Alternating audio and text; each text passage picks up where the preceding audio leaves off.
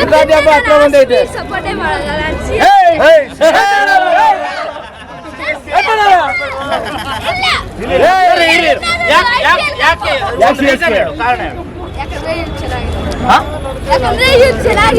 ಇವರು ಅವರಲ್ಲಿ ಯಾರು ಚೆನ್ನಾಗಿದ್ದಾರೆ? ಧೋನಿ. ಇವತ್ತು ಸ್ಪೆಷಲ್ ಡೇ ಇದೆ, ಏನ್ ಗೊತ್ತಾ? ವರ್ಲ್ಡ್ ಕಪ್ ಗೆದ್ದಿಲ್ಲ. ಧೋನಿ ಗೆಲ್ಸಿದಲ್ಲ ಕಣ, ಆಮೇಲೆ ವರ್ಲ್ಡ್ ಕಪ್ ಧೋನಿ ಗೆಲ್ಸಿದಲ್ಲ, ಇಂಡಿಯಾ ವಿನ್ ಆಗಿದೆ ಆಮೇಲೆ ಇಂಡಿಯಾ ಇಂಪಾರ್ಟೆಂಟ್, RCB ಇಂಪಾರ್ಟೆಂಟ್? ಮತ್ತೆ ಚೆನ್ನೈ ಏನಪ್ಪ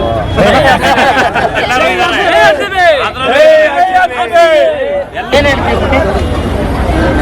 ಎಷ್ಟೊತ್ತಿ ಸೋತ್ರು ವಿರಾಟ್ ಕೊಹ್ಲಿನೇ ವಿನ್ ಆಗೋದು.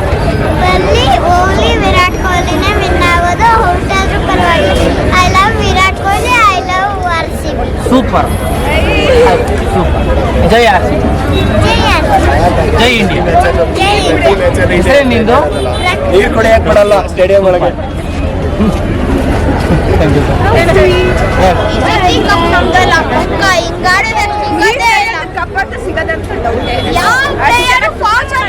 ಎಲ್ಲರೂ ಮಿಸ್ಟೇಕ್ ಏನಾದ್ರು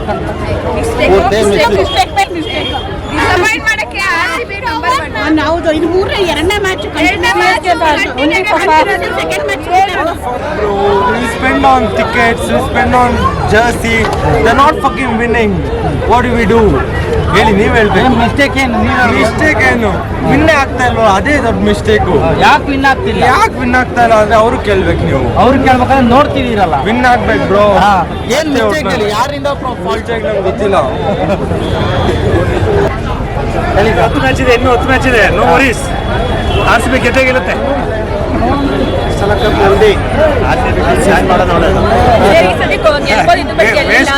ಅಲ್ಲ, ಹೋಮ್ ಗ್ರೌಂಡ್ ಅಲ್ಲೇ 182 ಚೇಂಜ್ ಮಾಡೋಣ ಸರ್. ಸಪೋರ್ಟ್ ಮಾಡೋದು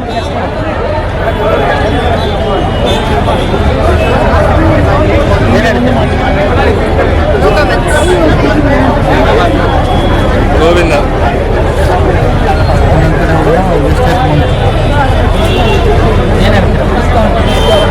ವೇಸ್ಟ್ ಆಫ್ ಮನಿ. ಈ ಸಲ ಕಪ್ ನಮ್ದೆ. ನೆಕ್ಸ್ಟ್ ಟೈಮ್ ಕಪ್ ನಮ್ದೆ.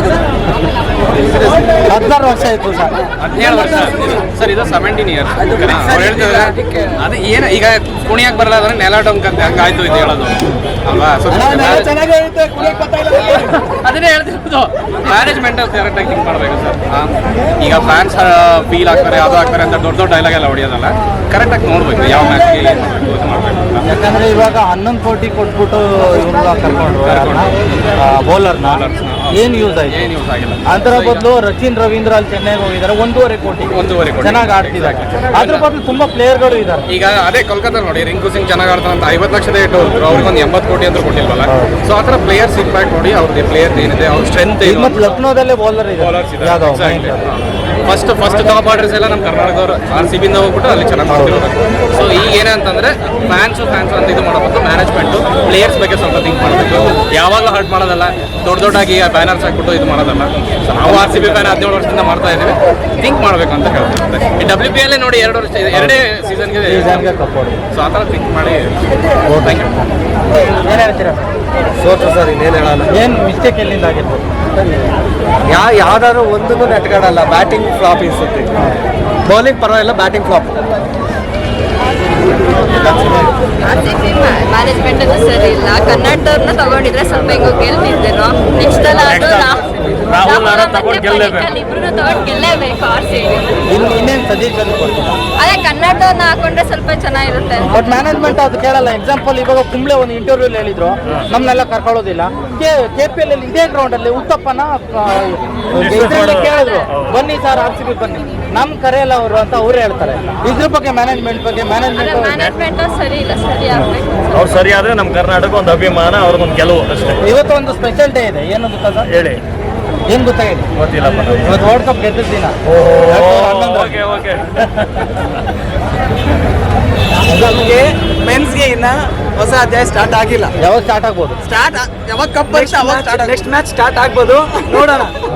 ವುಮೆನ್ಸ್ಗೆ ಗೊತ್ತಾಗ್ತಿದ್ದಂಗೆ ಕಪ್ ಹೊಡ್ಕೊಂಡು ಹೋಗ್ಬಿಟ್ರು ಅವರು. ಹೌದು, ಅದರಿಂದನೇ ಹೊಸ ಅಧ್ಯಾಯ ಸ್ಟಾರ್ಟ್ ಆಗಿರೋದು ಅವ್ರಿಗೆ. ಅದು ಮೆನ್ಸ್ ಮೇ ಬಿ ಕೊಹ್ಲಿ ಹೇಳಿರೋದು ಅವ್ರಿಗೆ ಅನ್ಸುತ್ತೆ. ಅದೇ ಅವ್ರಿಗೆ ಹೇಳಿರೋದು, ನಮ್ಗೆ ಹೇಳಿಲ್ಲ. ಇನ್ನು ನಮ್ಗಿನ್ನ ಬರ್ಬೇಕು ಬರಸ್ಟ್ ಮ್ಯಾನೇಜ್ಮೆಂಟ್ ಥಿಂಕ್ ಮಾಡ್ಬೇಕು. ಮ್ಯಾನೇಜ್ಮೆಂಟ್ ಬರಸ್ಟ್ ಆಗಿದೆ.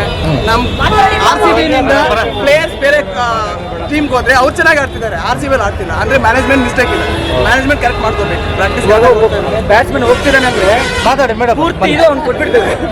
ಹುಡುಗಿಯರ ಟೀಮೇ ಚೆನ್ನಾಗಿದೆ ಅನಿಸ್ತು RCB ನಲ್ಲಿ. ಹುಡುಗರ ಟೀಮ್ ಸರಿಯಾಗಿಲ್ಲ. ಅವರು ಕ್ಯಾಪ್ಟನ್ನೇ ಹಾಕೊಳ್ಳಿ ಚೆನ್ನಾಗಿ ಗೆದ್ದು. ಹೌದು.